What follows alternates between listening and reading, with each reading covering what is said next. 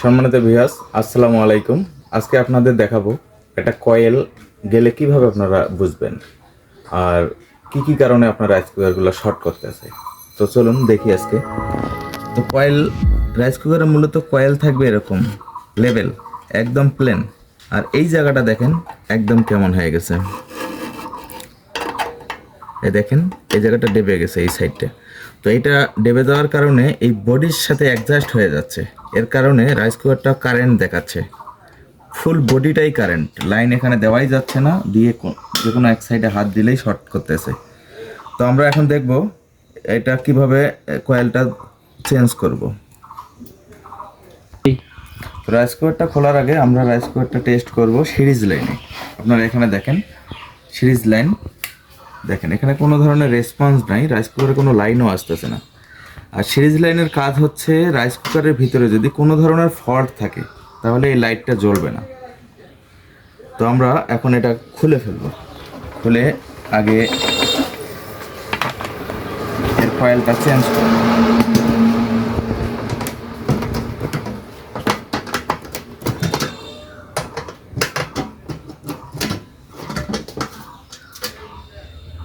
তো আমরা খুললাম, দেখেন এই কয়েলটা এই সাইডটা কেমন একটা ফ্যাকাশে কালার হয়ে গেছে। এই সাইডটা, যে সাইডটা নষ্ট হয়ে গেছে দেখেন ফ্যাকাশে কালার হয়ে গেছে।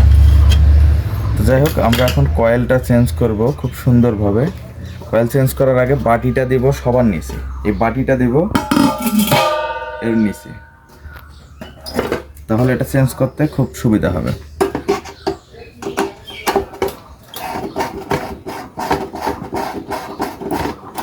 তো এই রাইস কুকারটা মোটামুটি বয়স হয়ে গেছে, নাট যেগুলো আছে সবগুলোই আপনার জাং ধরে গেছে, আপনারা দেখতে পাচ্ছেন। তো কয়েল চেঞ্জ করার ক্ষেত্রে অবশ্যই খেয়াল রাখবেন শুধু কয়েলই গেছে না ফেসও আবার চলে গেছে। এই ফেস দেখবেন যে ফেসটা আবার ঘুরতেছে নাকি চতুর্দিকে। তো এটা যায়নি, এটা ভালো আছে, এটা ঘুরতেছে না দেখেন। তো এটা আমরা চেঞ্জ করব না। কয়েল যাওয়ার পরে আরও দেখা যায় অনেক তার পুড়ে যায়, ফেসও পুড়ে যায়। ফেস পুড়ে যাওয়ার সম্ভাবনাটা খুব বেশি থাকে, কারণ ফেস যখন ওভারফ্লো হয়ে যায় তখন কয়েল চলে যায়। অনেকে আমরা করি কি, ফেসে মোটা করে দেই, তারের যে ফেসগুলো আছে সেগুলো দেই, আসলে এটা কখনোই দেওয়া যাবে না। তো আমরা ম্যাগনেটটাও খুলে দেব।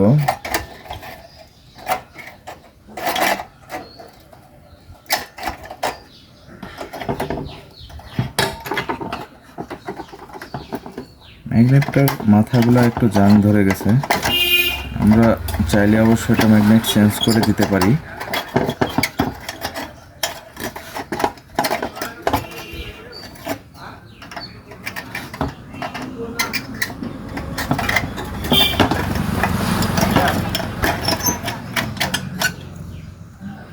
তো যাক, আমরা ম্যাগনেটটা সুন্দরভাবে খুলে নেব।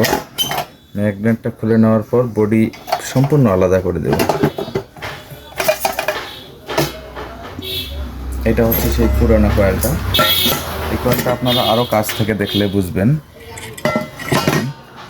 এই সাইডগুলো কেমন হয়ে গেছে দেখেন, দেখেন এ কারণে কয়েলটা চলে গেছে। কয়েল চলে যাওয়ার অনেক কারণ আছে অবশ্য, সেগুলো নিয়ে আরেকদিন আলোচনা করা যাবে। যাক, আমরা এখন নতুন এই কয়েলটা সেট করব। আবার দেখেন সেম কয়েল।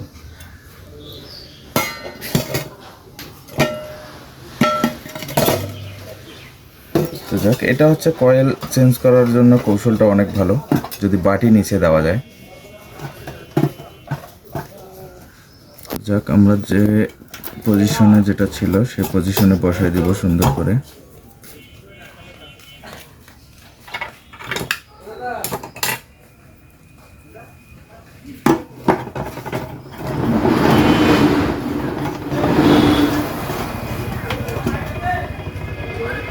তারপর আমরা এক এক করে সম্পূর্ণ নাট লাগাই দিব।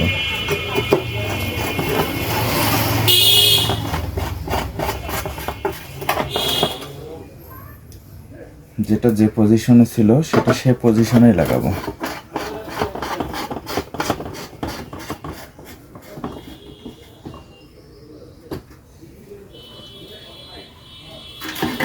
তো যাক, আমরা তারপরে সম্পূর্ণ নাটগুলো লাগাবো। যেটা যে পজিশনে ছিল সেম সেটা সেই পজিশনেই লাগাবো।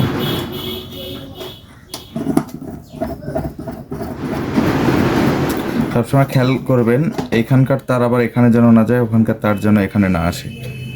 তো এখন আমরা নতুন একটি ম্যাগনেট লাগাবো এটার মধ্যে। এর আগের যে ম্যাগনেটটা ছিল সেটা একদম নষ্ট হয়ে গেছে।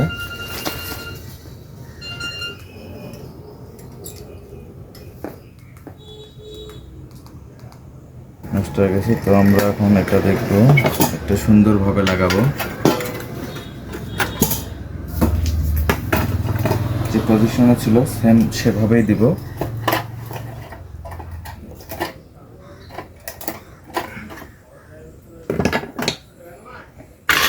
তারপরে কয়েলের ঘাট দুটা অ্যাডজাস্ট করে দিব। দুই দিকে দুটা স্প্রিংয়ের মতো থাকবে, যেটা কয়েলটাকে আরও টাইট করে দিবে। তো আমরা সেটাও সেট করলাম। তো এখন দেখব সুইচের কি প্রবলেম, ঠিক আছে কি না। তো যাক, এখন আমাদের কাজ সম্পূর্ণ শেষ। আমরা এখন ফিটিং করব এটাকে।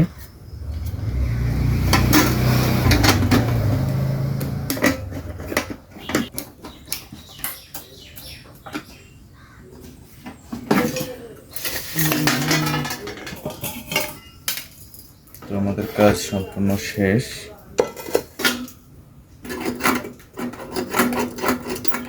এখন আমরা লাইন দিয়ে টেস্ট করব এটাকে।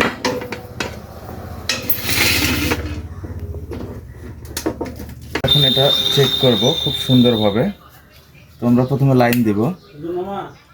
লাইন দেওয়ার পরে আমরা এখন এটা ফুললি টেস্ট করব। এই যে দেখেন আপনারা, একদম ওকে,